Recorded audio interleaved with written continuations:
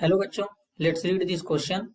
The question say that give 2 point of difference of hydrogen and halogen. Question में हमसे बोला गया 2 point difference बताना हाइड्रोजन और हेलोजन में। तो सबसे पहले समझेंगे की कॉन्सेप्ट। की कॉन्सेप्ट होगा डिफरेंस बिटवीन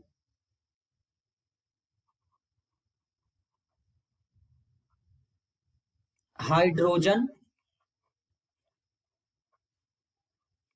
एंड हेलोजन।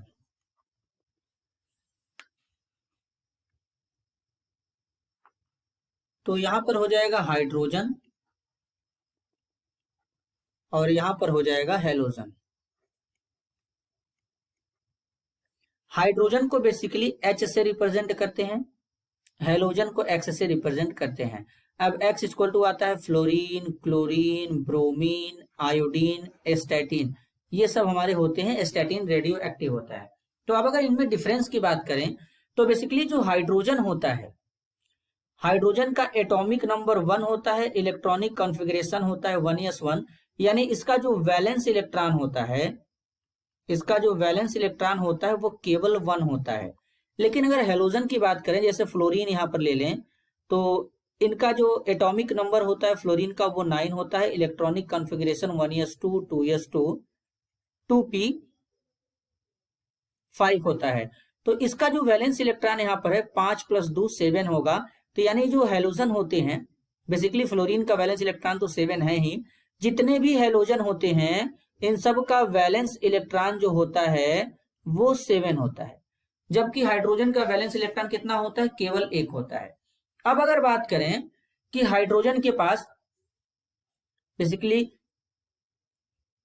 जो हाइड्रोजन है, अगर इसके पास बात करें कि कितना सेल होता है, तो बेसिकली जो हाइड्रोजन होता है इसके पास केवल एक ही सेल होता है, क्योंकि यहाँ पर 1s1 कॉन्फ़िगरेशन होता है। तो ये न्यूक्लियस हो जाएगा और यहाँ पर केवल एक सेल रहेगा जिसमें इलेक्ट्रॉन प्रेजेंट रहेगा। तो इसमें केवल ओनली 1 सेल होता है, केवल और केवल एक सेल होता है, जबकि हेलोजन के पास ऐसा नहीं होता।